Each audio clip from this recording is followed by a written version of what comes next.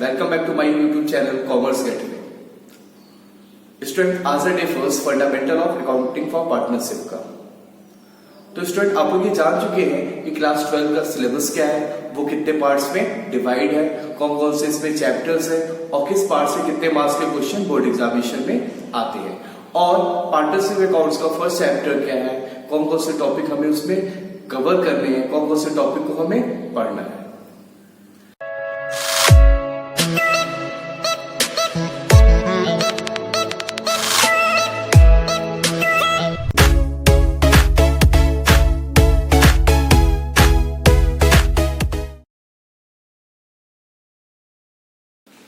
Hello student, I am Anup Singh from Commerce Gateway. Student आज day first accounting for partnership from fundamental.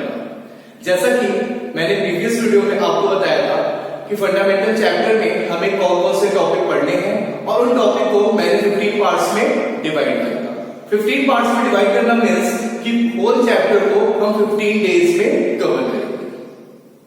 तो student आज हम day first में पढ़ेंगे meaning and definition of partnership, nature of partnership firm, features and characteristics of partnership, and last one is the rights of partner. Student आप लोगों ने जो class 11 में अकाउंट्स पढ़ा वो था सोल ट्रेडरशिप, और सोल ट्रेडरशिप का बिजनेस का साइज छोटा होता है। अगर सोल ट्रेडरशिप चाहे अपने बिजनेस को बड़ा करना, एक्सपेंड करना, तो उसको सबसे पहले रिक्वायरमेंट किस चीज की होती है? तो उसको सबसे पहले जो रिक्वायरमेंट होती है वो होती है एसोसिएशन ऑफ पर्सन। और स्टूडेंट एसोसिएशन ऑफ पर्सन से दो बिजनेस फॉर्म होते हैं। First one is a partnership and second one is a company. और ये दोनों बिजनेस के फॉर्म आपको क्लास 12 के अकाउंट्स में पढ़नी है। तो स्टूडेंट अब हम स्टार्ट करते हैं अपना चैप्टर फंडामेंटल ऑफ पार्टनरशिप। तो स्टूडेंट जो फर्स्ट टॉपिक इस चैप्टर का है वो है meaning of partnership. Partnership form की मीनिंग क्या होती है इन सिंपल वे में? तो partnership is a form of organization where two और more person join hands to run a business. They share the profit and losses according to the agreement amongst them. It means कि partnership क्या है? Organisation. Partnership क्या है? Organisation है जिसमें दो या दो से अधिक पर्सन एक साथ एक सेम बिजनेस को रन करते हैं, और बिजनेस से जो प्रॉफिट अर्न होता है उसको आपस में डिवाइड कर लेते हैं according to the agreement. Okay, एक बार फिर से समझते हैं पार्टनरशिप की मीनिंग क्या है। पार्टनरशिप क्या है? ऑर्गेनाइजेशन जिसमें टू और मोर देन पर्सन एक साथ मिलकर बिजनेस को रन करते हैं, और बिजनेस का जो भी प्रॉफिट होता है वो आपस में शेयर कर लेते हैं अकॉर्डिंग टू द एग्रीमेंट। यहां पे बात करें सिर्फ प्रॉफिट की नहीं, कभी कभी प्रॉफिट क्या होता है? निगेटिव बैलेंस होता है। प्रॉफिट का निगेटिव बैलेंस क्या इंडिकेट करता है? लॉस। तो यहाँ पे जो भी प्रॉफिट होगा उसको शेयर करेंगे, साथ में जो भी लॉस होगा उसको भी वो शेयर करेंगे अकॉर्डिंग टू द एग्रीमेंट। अब नेक्स्ट हम पार्टनरशिप की डिफिनेशन को देखते हैं। According to section 4 of the Indian partnership act 1932। Definition देखने से पहले हम ये डिस्कस कर लेते हैं कि इंडियन पार्टनरशिप एक्ट 1932 है क्या। तो student Indian partnership act 1932 start हुआ था 1 अक्टूबर 1932 में, और ये ऑल इंडिया में अप्लाइड है, सिर्फ जम्मू और कश्मीर को छोड़कर। और इंडियन पार्टनरशिप एक्ट 1932 क्या इंडिकेट करता है? इसमें सारे रूल्स और रेगुलेशन पार्टनरशिप से रिलेटेड गिवन। तो according to the section 4 of the Indian partnership act 1932, partnership is the relation between two और more person who have agreed to share the profits of a business carried on by all or any of them acting for all। इस definition की क्या meaning है? Partnership is the relation between two और more person. It means कि partnership एक relation है कितने person के? दो या दो से अधिक पर्सन के बीच में रिलेशन है। who have agreed to share the profits of a business, जो क्या एग्री करते हैं? जो भी बिजनेस का प्रॉफिट होगा उसको वो शेयर करेंगे। प्रॉफिट हमने पहले भी बताया, प्रॉफिट नेगेटिव भी हो सकता है, और नेगेटिव प्रॉफिट क्या इंडिकेट करता है? Loss. Carried on by all और इसका मीन्स क्या है कि बिजनेस ये कोई जरूरी नहीं है कि बिजनेस सारे पार्टनर मिलकर ही चलाएंगे, या तो बिजनेस कोई एक पार्टनर भी रन कर सकता है या सारे पार्टनर मिलकर रन कर सकते हैं। तो स्टूडेंट अब पार्टनरशिप के मीनिंग और डिफिनेशन को हम एक एग्जांपल के थ्रू समझते हैं। सपोज करिए कि आपको एक रेस्टोरेंट खोलना है, ठीक है, आपको क्या खोलना है, रेस्टोरेंट खोलना है। तो आपको रेस्टोरेंट खोलना है, तो रेस्टोरेंट खोलने के लिए क्या क्या चाहिए, कैपिटल की जरूरत होगी, कुछ मटेरियल की जरूरत होगी, कुछ एसोसिएशन ऑफ पर्सन की जरूरत होगी। तो आपने क्या किया, अपने इस आइडिया को अपने फ्रेंड्स के साथ शेयर किया। तो आपने बहुत सारे फ्रेंड्स के साथ शेयर किया, तो पॉसिबल नहीं कि सारे फ्रेंड आपके साथ होंगे, तो आपने बहुत सारे फ्रेंड के साथ शेयर किया और उनमें से 2 और 4 फ्रेंड आपके साथ एग्री हो गए इस बिजनेस को करने के लिए। तो ये क्या है, ये कौन सा ऑर्गेनाइजेशन फॉर्म हो रहा है, यहाँ पे पार्टनरशिप फॉर्म हो रहा है। क्यों, क्योंकि वो सारे फ्रेंड आपके साथ एग्री हो गए उस रेस्टोरेंट को ओपन करने के लिए या उस बिजनेस को करने के लिए। तो जब वो एग्री हुए तो साथ में वो कैपिटल भी यूज करेंगे और रिसोर्सेज भी लाएंगे और जो भी प्रॉफिट होगा उसको आपस में शेयर करेंगे अकॉर्डिंग टू द एग्रीमेंट, जो एग्रीमेंट आप लोग के बीच में बना। तो स्टूडेंट अब हम देखते हैं अपना नेक्स्ट टॉपिक जो है nature of partnership firm.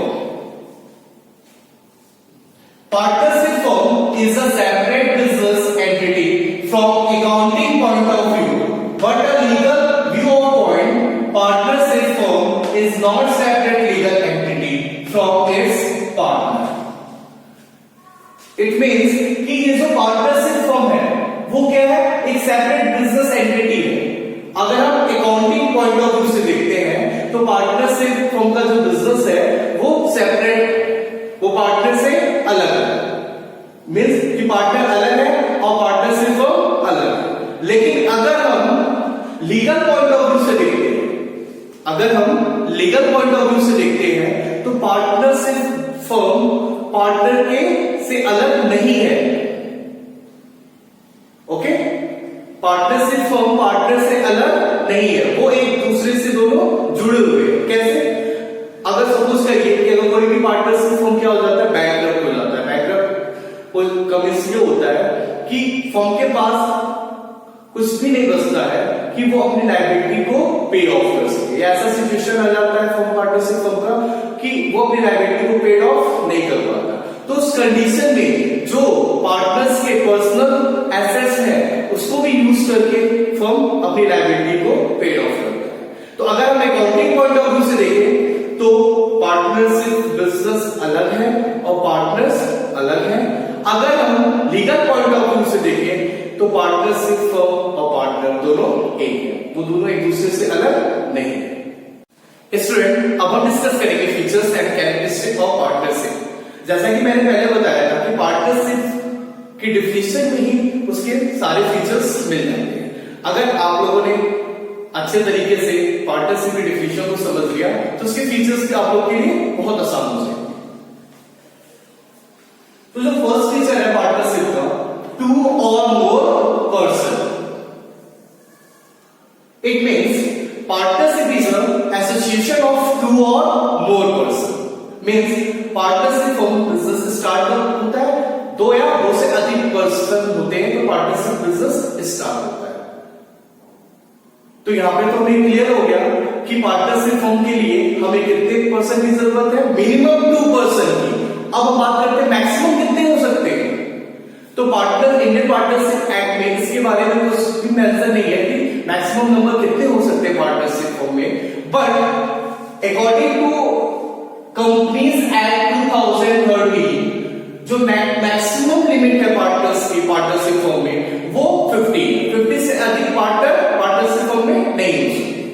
Okay, तो ये देख लेते हैं, the maximum number of partners in a partnership firm can be 50 according to Companies Act 2013।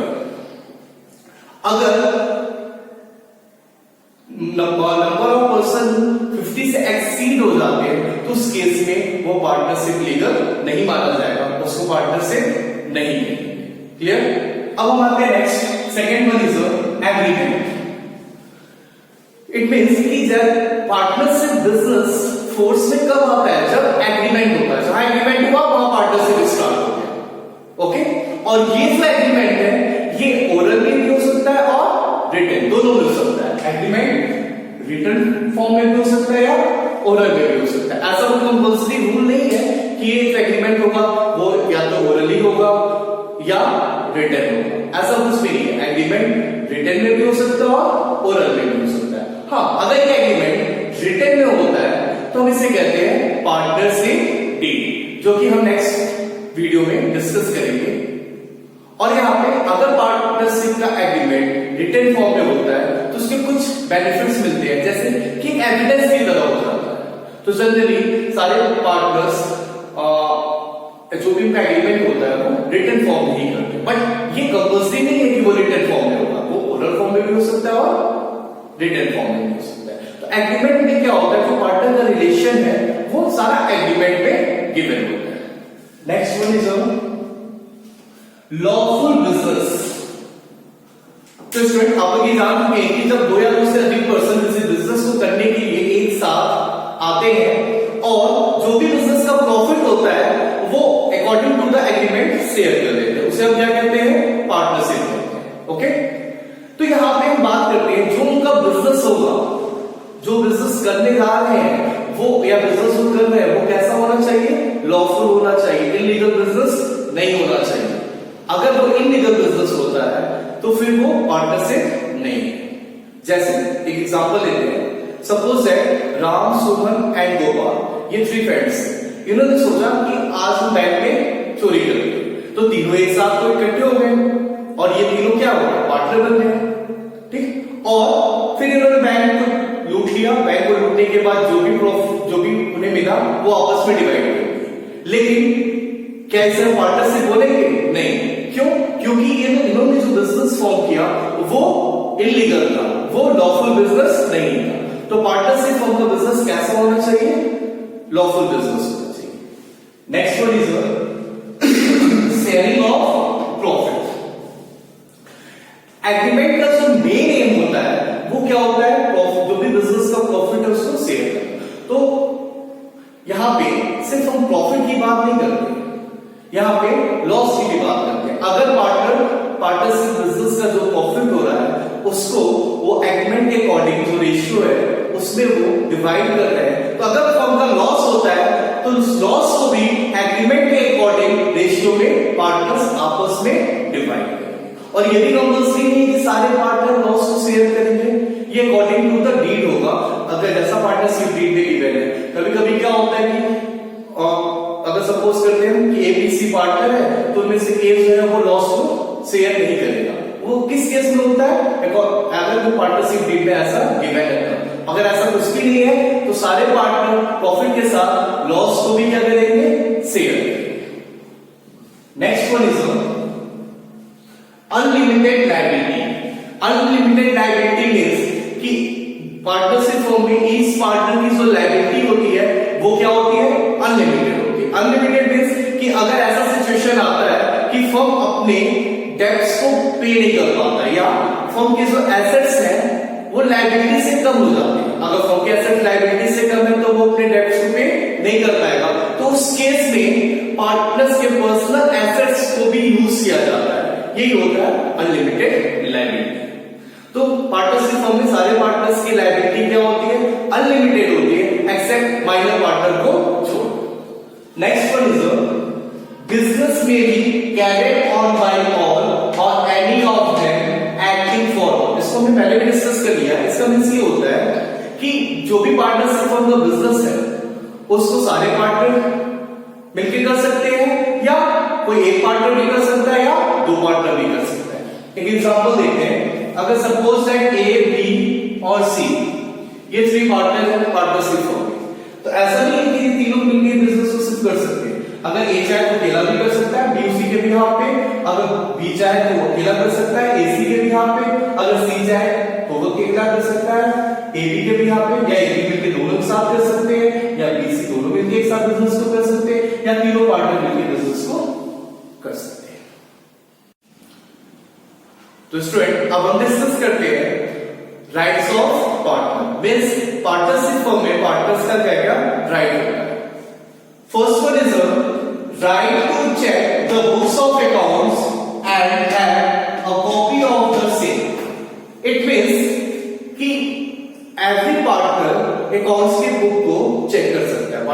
Firm के अकाउंट्स की बुक एवरी पार्टनर चेक कर सकता है, ये उसका राइट है, और उस अकाउंट्स की बुक की एक कॉपी अपने पास रख सकता है। Next one is right to take part in the management of business.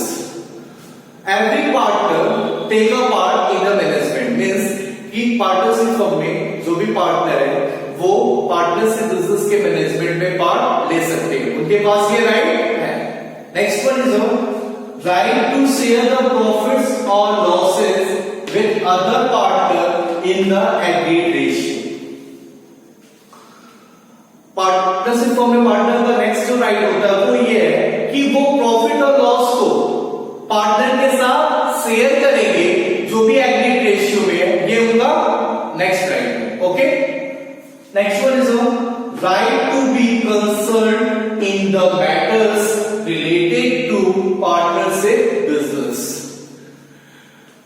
Partnership firm में कोई भी पार्टनरशिप फर्म बिजनेस से रिलेटेड कोई भी मैटर होता है तो वो आपस में पार्टनर के साथ कंसल्ट कर सकता है, ये पार्टनर्स के पास राइट होता है। Next one is right to not allow the admission of a new partner. Partnership firm में पार्टनर के पास एक ये भी राइट होता है कि अगर कोई न्यू पार्टनर एडमिट कर रहा है तो वो पार्टनर उसको डिसअलाउ कर सकता है।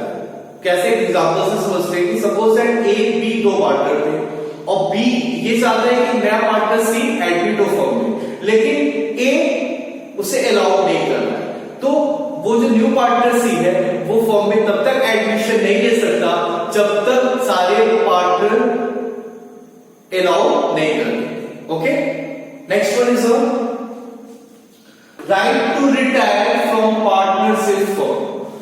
Every partner have a right to retire from partnership firm. इसका मीन्स ये है कि पार्टनरशिप फर्म में सारे पार्टनर्स के पास ये राइट होता है कि वो जब चाहे तो बिजनेस से पार्टनरशिप फर्म से रिटायर हो सकते हैं।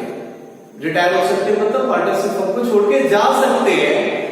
इसके लिए क्या करना होता है, उन्हें एक पहले से प्रॉपर नोटिस देनी होती है। स्टूडेंट आज के लिए बस इतना ही। आई होप आपको आज के सारे टॉपिक अच्छे से क्लियर हो गए होंगे। अगर कोई भी डाउट आपको होता है तो आप हमें कमेंट बॉक्स में लिख सकते हैं या फिर हमसे कांटेक्ट कर सकते हैं। और अभी तक जिन लोगों ने हमारे चैनल को सब्सक्राइब नहीं किया तो प्लीज इसे सब्सक्राइब जरूर करें, और आपको अगर हमारा वीडियो पसंद आता है तो इसे लाइक करना ना भूलें। तो स्टूडेंट मिलते हैं फिर नेक्स्ट वीडियो में जहां पे हम डिस्कस करेंगे meaning of partnership deed, partnership deed के कंटेंट्स और पार्टनरशिप डीड्स के इंपॉर्टेंस और rule applicable in the absence of partnership deed. तब तक के लिए बाय।